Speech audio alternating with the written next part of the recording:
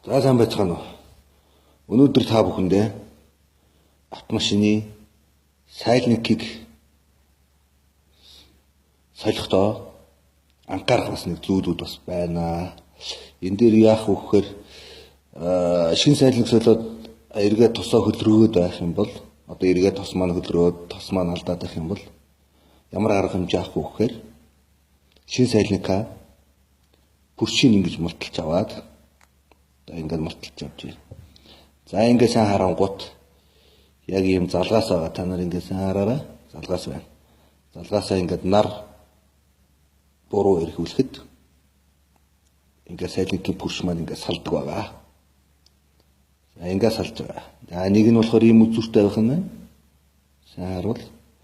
Нөгөө нь маань ийм бит үзүүртэй. За тэгэхээр хачаа аваад 0.1-ээс 0.3 хэмжээтэй хаачлах нь байна. За ингээд тавьдаг хайчилж харуулъя да. За ингээд хайчлаа. Хайчлаад эргүүлээд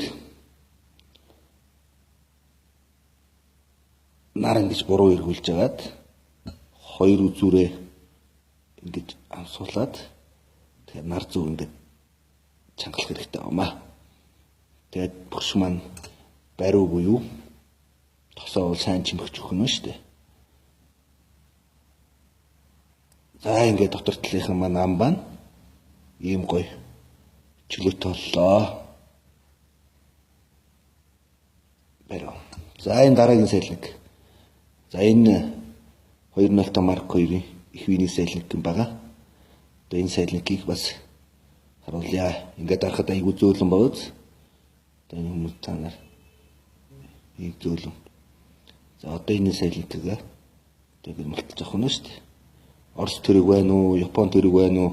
Ер нь ийм сайлниктэй тэрэг сайлникийг баг зэрэг ингэж чангалж өгдөг байгаа юм. За энэ баг маань хаана байна? За энэ байна. Сайн харуул ингэж уусдаг. За ингээд нар буруу цайдаад эрцүүлээд ингээд гарч байгаа. За одоо тэгээд нөгөө зүрээсээ 3 мм хэвтэй ажиллах нь байна. За ингээд ажиллаа. За тэгээд буцаага зулгахдаа нар буруу хэрэгүүлж агаад мушигч агаад хоёр үзүүрээ ингэж амсуулаад нар буураа чангаллаа. За ингээд сайлник байна. Чанга буюу бариу болох нь шүү дээ. Тэгээ ингээд угууллаа. За одоо нөгөө сайлникийн хамаа хэдүүлээд харж үзье. Энэ харж байгаа ийм хатуу. Яагаад ингээд энэ бүршийг ингэж чангалдаг вэ гэхээр нэгдүгээрт тавьж байгаа гол юм уу? Их виний сайлник хөртөөр зураас үүссэн байдаг баг.